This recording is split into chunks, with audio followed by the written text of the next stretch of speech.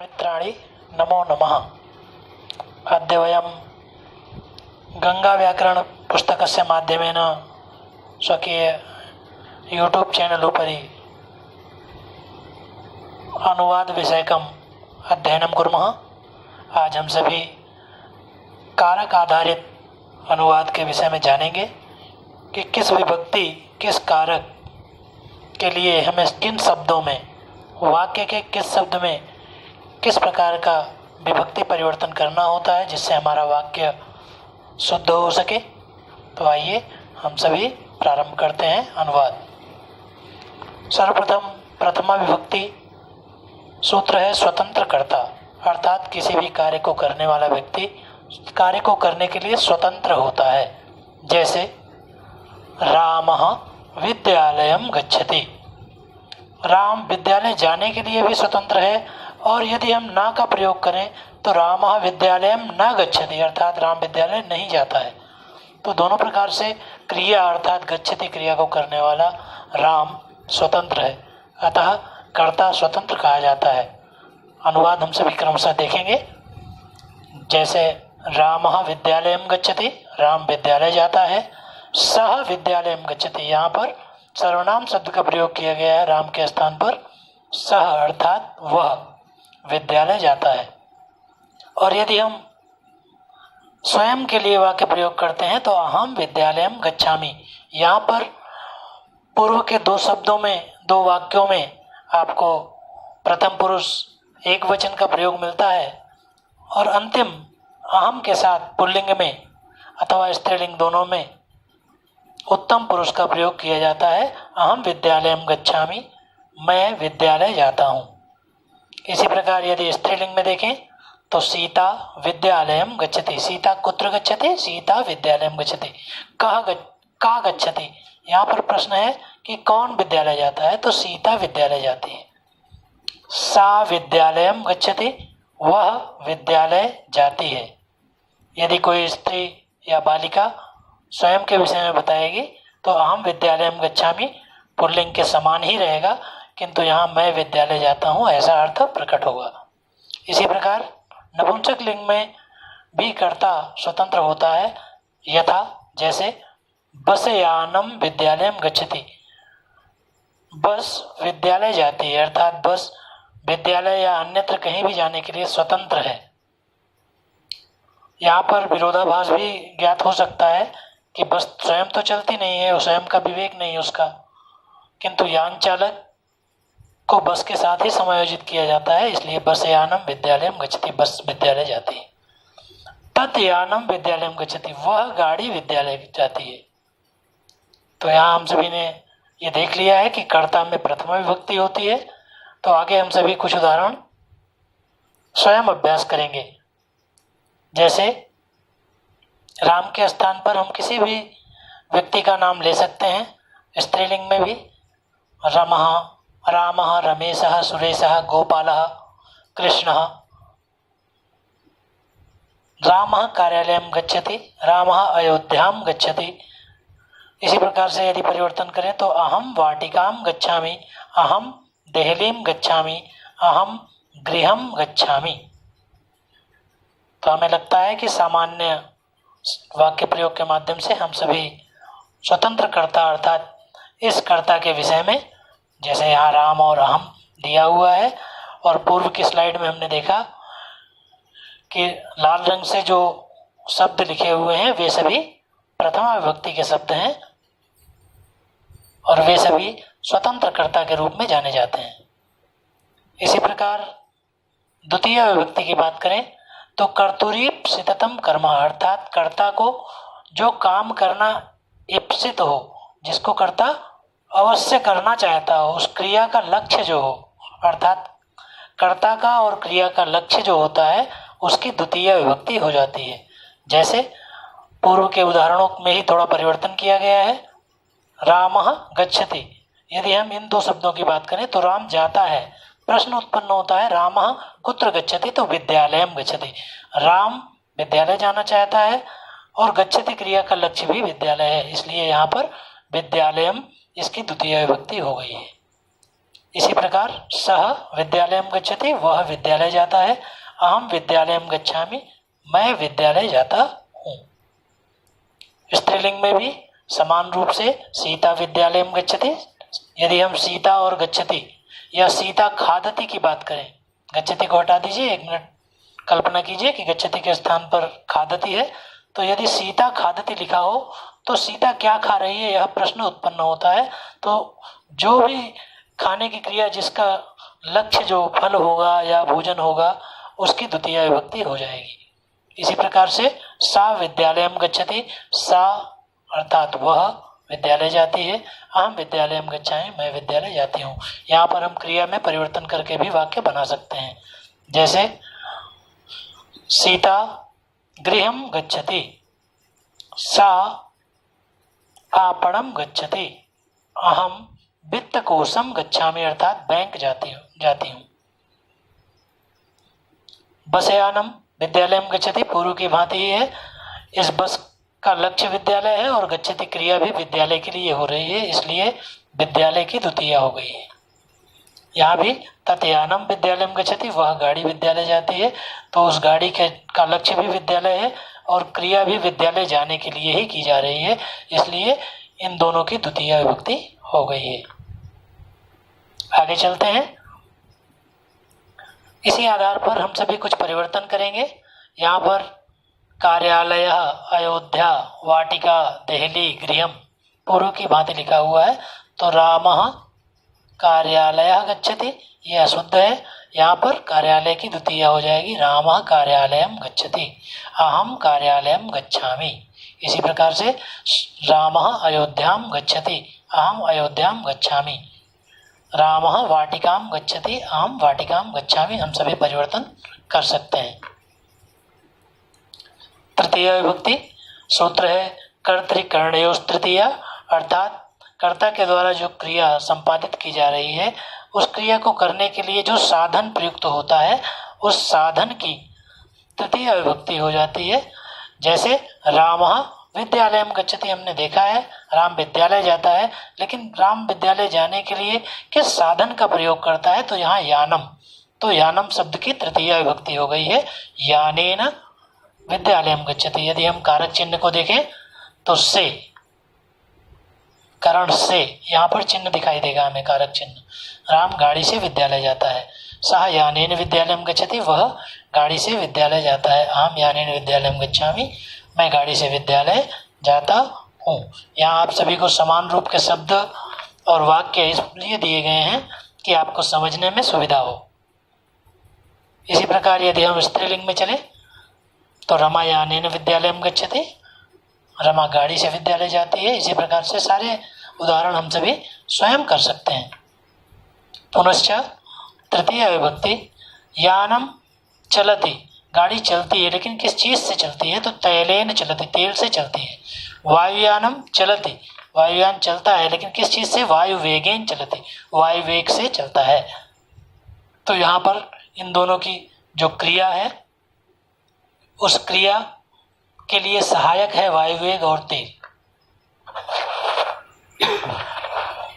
आगे हम सभी देखेंगे। यहाँ हम इन शब्दों में परिवर्तन करेंगे। सह जलम स्नानम करोति, वह किससे स्नान करती है, तो जलम, तो जल की तृतीया हो जाएगी, जलेन स्नानम करोति। इसी प्रकार से बालः चमसेन क्षीरम पिबति, बालक चम्मच से दूध पीता है। रामः हस्तेन चित्रम नयति, हाथ से चित्र लाता है। श्रीशः फेनकेन वस्त्रम क्षालयति, श्रीश साबुन से कपड़े धुलता है। सीता खेदेन पुस्तकम पठति, सीता दुख के साथ पुस्तक पढ़ती है, दुख से पुस्तक पढ़ती है। अध्ययन करते समय हमारी स्थिति भी यही बनती है, हमें अत्यधिक खेद होता है और पढ़ने की इच्छा नहीं होती है। इसलिए ध्यान रखेंगे और मन लगा करके अध्ययन करेंगे। पुनश्च इस अभ्यास में भी हम लोग परिवर्तन करेंगे। अहम लिखामि, तो मैं लिखता हूँ, किससे लिखता हूँ, हाथ से। अहम हस्तेन लिखामि, मैं हाथ से लिखता हूँ। अहम दंडेन ताड़यामि, मैं डंडे से मारता हूँ। अहम मुखेन वदामि, मैं मुंह से बोलता हूँ। अहम द्विचक्रिकया यहाँ ध्यान में आएगा कि स्त्रीलिंग का शब्द है द्विचक्रिका, तो इसकी तृतीया होगी द्विचक्रिकया। गच्छामि, अहम नासिकया जिग्रामि, मैं नाक से सूंघता हूँ। अहम अंगुल्या दर्शयामि, मैं उंगली से दिखाता हूँ, इंगित करता हूँ। आगे चलते हैं। अगली विभक्ति है चतुर्थी विभक्ति। यहाँ नीचे आपको इसका प्रमुख सूत्र दिख रहा होगा। दान अर्थे चतुर्थी, अर्थात देने की क्रिया जहाँ कहीं भी होगी वहाँ जिस व्यक्ति को दिया जा रहा है उसकी चतुर्थी विभक्ति हो जाती है। जैसे रमेशः भिक्षुकाय धनम ददाति, रमेश भिखारी को धन देता है। यहाँ आपको दो विभक्तियाँ दिखाई दे रही होंगी, उसके अतिरिक्त भिक्षुकाय चतुर्थी विभक्ति है। रमेशः करता है इसलिए एक प्रथमा विभक्ति है। धनम लक्ष्य है इसलिए द्वितीया विभक्ति है। और देने की क्रिया किसके लिए की जा रही है, किसको दिया जा रहा है, तो भिखारी को दिया जा रहा है इसलिए भिक्षुकाय। सह भिक्षुकाय फलम ददाति, वह भिखारी को फल देता है। अहम भिक्षुकाय वस्त्रम ददामि, मैं भिखारी को वस्त्र देता हूँ। क्षमा कीजिएगा, नीचे यहाँ धन लिखा हुआ है, धन की जगह वस्त्र कर लेंगे। पुनश्च इसी प्रकार से लता सखी को आभरण देती है, अर्थात आभूषण देती है। सखी को आभूषण देती है, तो सखी इकारांत स्त्रीलिंग शब्द है, तो सख्यै आभरणम ददाति, लता सख्यै आभरणम ददाति। सा भगिन्यै कर वस्त्रम ददाति, वह बहन को रुमाल देती है। अहम सख्यै मोदकम ददामि, मैं सखी को लड्डू देता हूँ। यहाँ रुमाल लिखा हुआ है, मोदकम अर्थात लड्डू देती हूँ। पुनश्च यहाँ हम सभी परिवर्तन करेंगे शब्दों में। लता गोपाल को मधुर देती है, मिष्ठान देती है, तो लता गोपालाय मधुरम ददाति, अहम गोपालाय मधुरम ददामि। इसी प्रकार से लता ममतायै टिप्पणीं ददाति, अहम पुष्पायै धनम ददामि। लता भगिन्यै सूचनां ददाति, अहम भगिन्यै सूचनां ददामि। आगे के दो हम सभी स्वयं करेंगे इसी प्रकार से। पुनश्च सह, वह शिक्षक को पुस्तक देता है। सह शिक्षकाय पुस्तकम ददाति। यहाँ प्रथम पंक्ति में जो शब्द दिए हुए हैं इनकी हमें चतुर्थी विभक्ति कर लेनी है और हमारा वाक्य पूर्ण हो जाएगा। सह भिक्षुकाय धनम ददाति, सा रमाय आभरणम ददाति, सा लतायै फलम ददाति, सा भगिन्यै चित्रम ददाति, सह सख्यै शाटिकां ददाति। इसी प्रकार से आगे चलते हैं। पंचमी विभक्ति, जैसा हमें ध्यान में है, अपादाने पंचमी, दूर होने की स्थिति में किसी से अलग होने की क्रिया होती है, उस अवस्था में उस शब्द में पंचमी विभक्ति हो जाती है। और जहाँ से अलग हो रहा है उस शब्द में पंचमी विभक्ति होती है। वृक्ष पुल्लिंग शब्द है, उसकी पंचमी विभक्ति वृक्षात पत्रम पतति, यह उदाहरण हम सभी जानते भी होंगे। वृक्ष से पत्ता गिरता है। गंगा हिमालयात प्रभवति, हिमालय से गंगा निकलती है, वहाँ स्थिर नहीं रहती, इसलिए यहाँ हिमालय से दूर होती। गंगा हिमालयात प्रभवति, गंगा हिमालय से निकलती है। मोहनः विद्यालयात आगच्छति, मोहन विद्यालय से आता है। मोहन विद्यालय से आता है, यहाँ त्रुटिपूर्ण लिखा हुआ है, हिमालय से आता है, इसे हम सभी सुधार कर लेंगे। पुनश्च एक उदाहरण ये भी है, हम सभी इस चक्र का पंचमी विभक्ति में परिवर्तन कर सकते हैं। गृहात वाटिकाम गच्छामि, वाटिका की द्वितीया हो जाएगी क्योंकि घर से लक्ष्य है वाटिका तक पहुंचना, इसलिए इसकी द्वितीया होती जाएगी, अगले पद की द्वितीया। गृहात वाटिकाम गच्छामि, वाटिकात विद्यालयम गच्छामि, विद्यालयात शालाम गच्छामि। इसी प्रकार से हम कर सकते हैं। साथ ही पंचमी विभक्ति के स्थान पर हम सभी तसिल प्रत्यय का प्रयोग भी कर सकते हैं। तसिल प्रत्यय में तह शब्द शेष बचता है। जैसे अहम बेंगलुरुतः मदुरै गच्छामि, मदुरैतः रामेश्वरम गच्छामि, रामेश्वरतः कन्याकुमारीम गच्छामि, कन्याकुमारीतः तिरुवनंतपुरम गच्छामि। इस प्रकार से भी हम तसिल प्रत्यय का प्रयोग करके पंचमी विभक्ति का अभ्यास कर सकते हैं। अगला है षष्ठी से सभी विभक्तियों से जो कुछ भी शेष बचता है उस सभी के लिए षष्ठी विभक्ति का प्रयोग किया जाता है, किंतु आपके लिए सर्वप्रथम संबंध में षष्ठी विभक्ति होती है। जब किसी से किसी वस्तु व्यक्ति का संबंध स्थापित किया जाता है तो उस शब्द में षष्ठी विभक्ति हो जाती है। जैसे रामस्य पुस्तकम, राम की पुस्तक। अब इस पुस्तक का संबंध राम के साथ स्थापित किया जा रहा है, इसलिए राम शब्द की षष्ठी विभक्ति हो जाती है। नगरस्य नाम सुलतापुरम, नगर का नाम सुल्तानपुर है। पुस्तकस्य नाम रामायणम, पुस्तक का नाम रामायण है। इस नाम रामायण से पुस्तक का संबंध स्थापित किया जा रहा है, इसलिए पुस्तक की षष्ठी विभक्ति हो गई है। रोहितस्य पिता हरिश्चंद्र, रोहित के पिता कौन है? हरिश्चंद्र है। यहाँ पिता पुत्र का संबंध दर्शाया गया है, इस आधार पर यहाँ पर षष्ठी विभक्ति हो गई है। आगे हम सभी पुनः अगली स्लाइड में देखते हैं। यहाँ हम सभी परिवर्तन कर सकते हैं। दशरथ पुत्रः रामः, दशरथस्य पुत्रः रामः, शिवस्य पुत्रः गणेशः, बिंदुसारस्य पुत्रः अशोकः, वासुदेवस्य पुत्रः कृष्णः। इसी प्रकार से यदि हम विपरीत क्रम में पढ़ें तो राम के पिता दशरथ, तो रामस्य पिता दशरथ। जब राम का संबंध दशरथ से स्थापित किया जा रहा था कि दशरथ का पुत्र कौन है, तो राम है, और जब राम का पिता कौन है यह बात आती है तो राम से पिता दशरथ का संबंध स्थापित किया जा रहा है। रामस्य पिता दशरथः, गणेशस्य पिता शिवः। इसी प्रकार से स्त्रीलिंग में भी हम परिवर्तन कर सकते हैं, जो यहाँ दिया गया है। सीतायाः पति रामः, सीता का पति कौन है? राम है। सत्यभामायाः पति कृष्णः, और यदि विपरीत क्रम में तो रामस्य पत्नी सीता, अर्जुनस्य पत्नी सुभद्रा, शिवस्य पत्नी पार्वती, पार्वत्याः पति शिवः, सरस्वत्याः पति ब्रह्मदेवः, और विपरीत क्रम में ब्रह्मदेवस्य पत्नी सरस्वती। ये हम सभी अभ्यास कर सकते हैं। इसी प्रकार से हमें वाक्य रचना करनी है। अंतिम विभक्ति है सप्तमी विभक्ति, जिसे हम सभी अधिकरण कारक के नाम से जानते हैं। आधारोधिकरणम सूत्र है, अर्थात किसी भी वस्तु या व्यक्ति का जो आधार होता है उसकी अधिकरण संज्ञा हो जाती है और वह सप्तमी विभक्ति कहलाता है।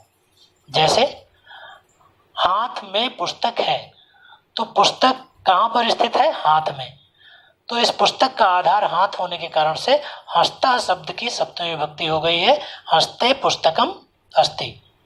नगरे मम विद्यालय अस्ति, विद्यालय कहाँ पर स्थित है? नगर में स्थित है, इसलिए इस विद्यालय का आधार नगर है, तो नगरे मम विद्यालय अस्ति, नगर में मेरा विद्यालय है। वृक्षे फलानि सन्ति, फल कहाँ पर स्थित है? वृक्ष, क्योंकि यदि वृक्ष ना हो तो फल स्थित नहीं हो सकते हैं। फलों का जो स्थान है, उनका आधार है, वह वृक्ष है, इसलिए वृक्ष शब्द की सप्तमी विभक्ति हो गई है।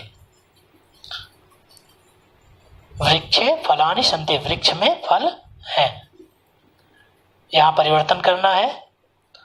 फलम कुत्र अस्ति? फलम वृक्षे अस्ति। घटी हस्ते अस्ति। आपणः नगरे अस्ति।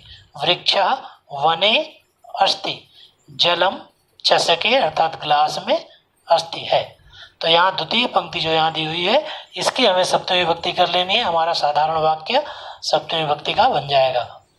इसी क्रम में स्त्रीलिंग की बात करें तो वाटिका, कपाटिका, पेटिका, कूपी, लेखनी, काशी, ये सभी स्त्रीलिंग शब्द हैं, आकारांत और इकारांत।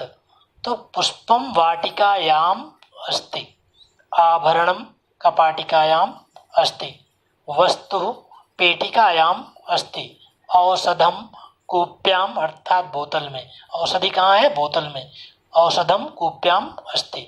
मसी लेखन्याम अस्ति, मसी अर्थात स्याही कहाँ है, पेन में है, लेखनी में है। विश्वनाथ काश्याम अस्ति, विश्वनाथ कहाँ पर है, काशी में स्थित है।